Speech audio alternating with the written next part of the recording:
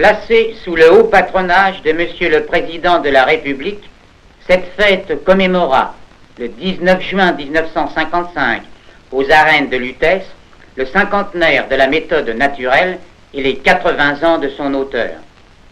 La méthode naturelle s'adresse à tous, aux enfants ou aux adultes, aux hommes ou aux femmes, aux apprentis comme aux marins, aux pompiers, aux soldats. Il suffit de l'approprier convenablement. Les enfants des cheminots, des centres de Trappes et du Bourget effectuent ici une leçon où l'aspect éducatif domine. Il s'agit de développer et d'éduquer ces garçons par des exercices divers: course, quadrupédie, réchappe, équilibrisme, grimper. Toute la gamme des allures naturelles se développe et se déroule. Le souci de lutter contre un obstacle réel éclate dans tous les exercices de la méthode naturelle. Le saute-mouton, exercice récréatif, est également utilitaire.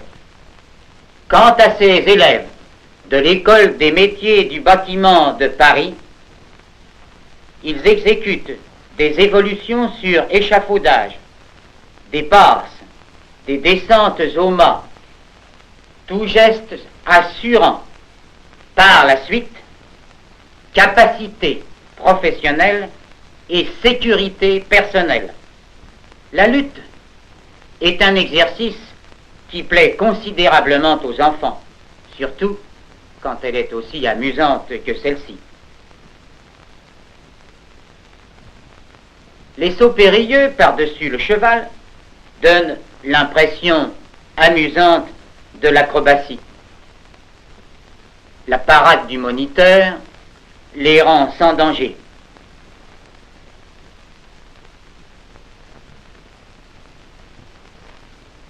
L'apaisement, le retour au calme, s'exécute dans les conditions habituelles. Exercice respiratoire, marche avec chant pour le contrôle de l'essoufflement, pas cadencé final. Un intermède. Les exercices d'attaque et de défense peuvent donner lieu à des luttes conventionnelles, la lutte bretonne ou le judo par exemple, dont voici quelques prises démontrées par 2 ceintures noires. C'est une adaptation sportive de la défense naturelle. Les élèves moniteurs du centre d'entraînement physique de l'armée d'Antibes présentent une leçon où l'aspect spectaculaire est particulièrement soigné. Le travail d'équipe s'impose quand il s'agit de manœuvrer cette poutre qui va servir à des exercices divers de jonglage, de lancer,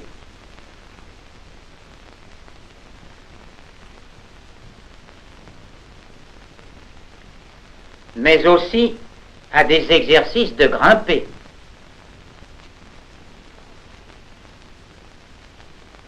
Ou de franchissement d'obstacles. Ou à ce passage d'un portique humain. L'équilibrisme, le grimper, le lever, le lancer, le porter se succèdent harmonieusement. Les scouts de la région parisienne utilisent, eux, des exercices du même type pour d'autres destinations. Le scoutisme est une application pratique des enseignements hébertistes.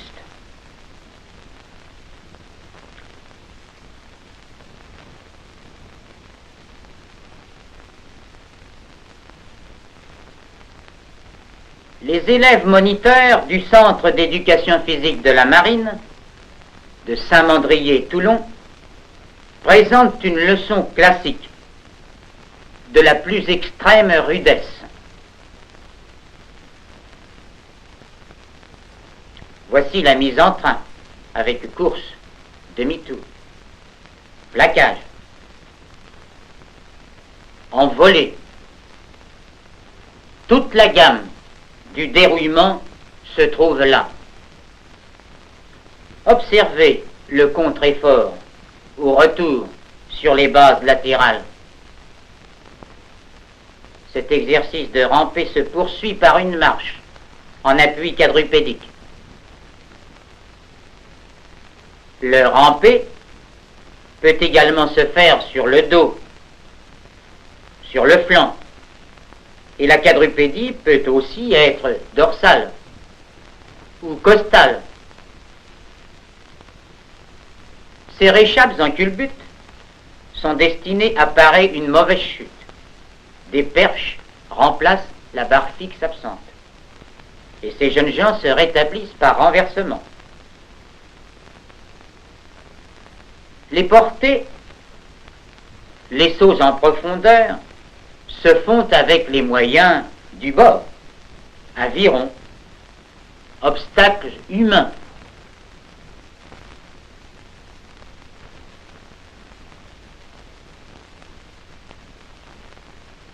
Témoin, ce saute-mouton. Tandis que le lancement de la bouée vient nous rappeler qu'il s'agit de marins.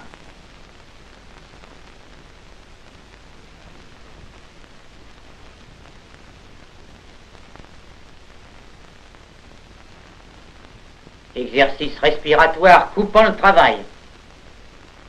Avant cet exercice de portée, extrêmement pénible.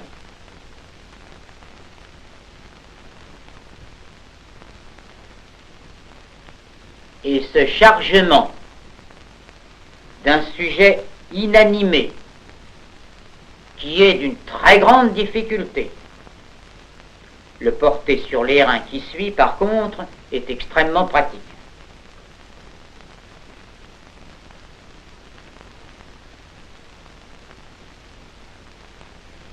Mais voici des exercices de lutte, de boxe, voire même de jiu-jitsu. Cocktail d'exercices de défense naturelle par excellence.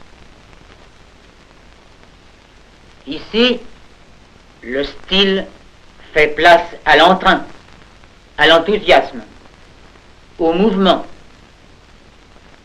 donnant ainsi à la leçon sa vie intense, ses aspects rustiques et utilitaires,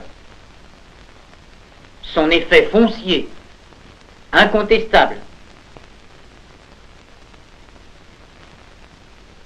effet foncier que cette course finale augmente et amplifie.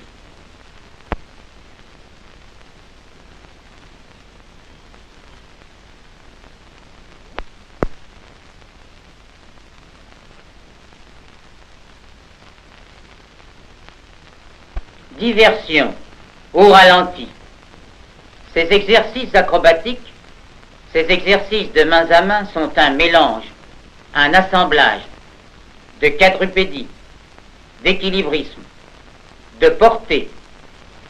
C'est une illustration artistique et sportive des allures naturelles précitées. La foule apprécie ce spectacle donné par l'association sportive de la préfecture de police. Les artistes de cirque comptent parmi les mieux entraînés des athlètes professionnels.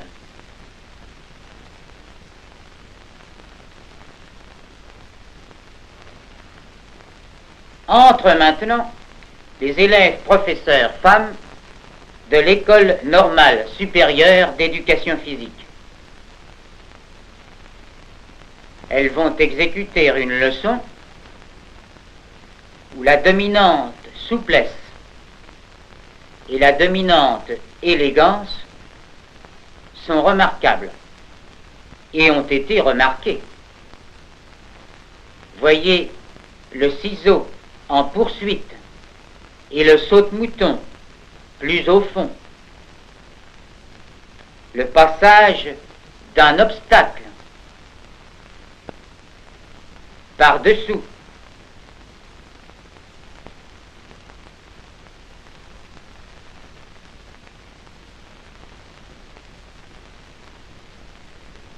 À nouveau, par-dessus, en pontée.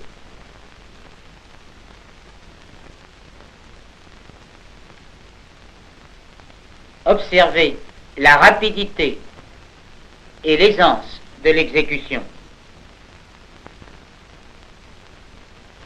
Sous une forme plaisante, ces exercices de portée en bascule dorsale donnent une force lombaire intéressante. Et ces bonds d'allonge améliorent la détente. Conclusion symbolique de cette fête. Le régiment de sapeurs-pompiers de Paris, chargé de 3 missions principales, incendie, asphyxie, sauvetage, dont un détachement présente une leçon d'entraînement physique adaptée. Quel carrousel impressionnant des voitures d'incendie. Au centre du terrain, les 4 chefs de vague et l'officier commandant la leçon.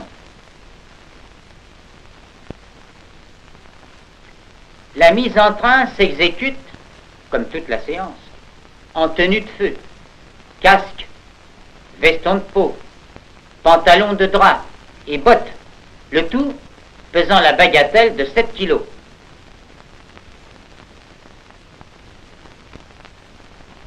La mise en train est active. La dominante secondaire vitesse préside à cette leçon, comme à toutes les interventions des sapeurs-pompiers. Par exemple, un obstacle surgit à l'improviste. Il s'agit de l'éviter. Cette esquive doit être brutale, rapide, instantanée. Le plaquage également, car il faut se protéger s'il y a menace d'explosion. Cette leçon est exécutée par des sapeurs-pompiers qui ne sont pas spécialistes de l'éducation physique. Ce ne sont pas des moniteurs. Ce sont des sapeurs-pompiers du rang. Voici un saut curieux. Le sujet a raté l'appel. Il risque de tomber. Alors il boule, il roule sur l'obstacle pour éviter une chute dangereuse.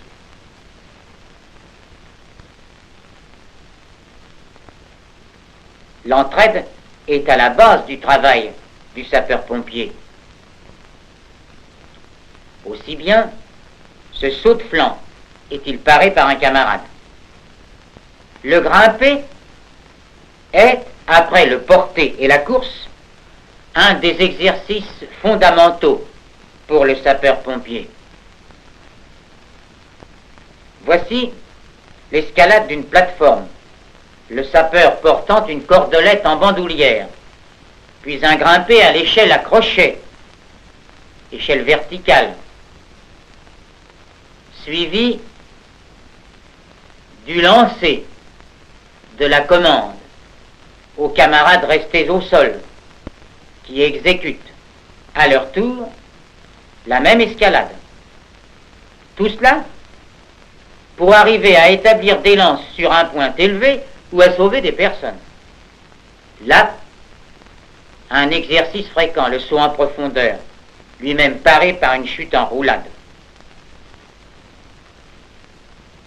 La chèvre, appareil pesant 60 kg, est destiné à lever de lourdes charges. Sa manœuvre se fait par équipe. Elle doit s'exécuter rapidement.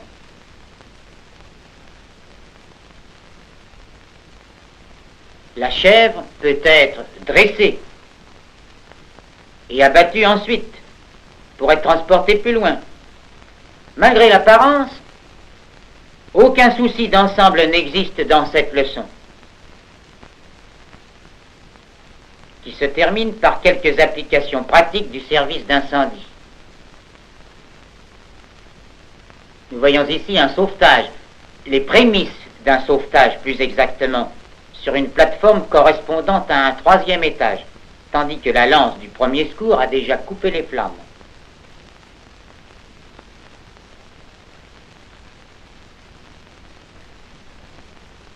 Parfois, il faut atteindre un point très élevé. Le pompier utilise alors la grande échelle. Celle-ci à 32 mètres. 32 mètres. Il faut être sûr de soi pour monter à cette hauteur. C'est pourquoi l'on exige que les exécutants aient fière allure et bon équilibre.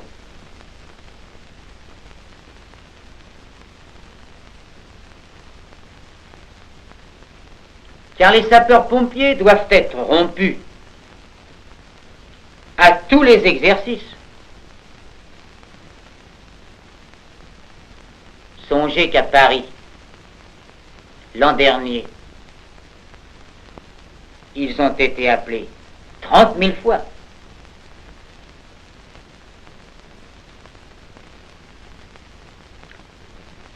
Leur rôle est noble et leur entraînement physique répond vraiment à la belle devise d'Hébert: être fort pour être utile, être fort pour protéger autrui, être fort pour secourir son prochain.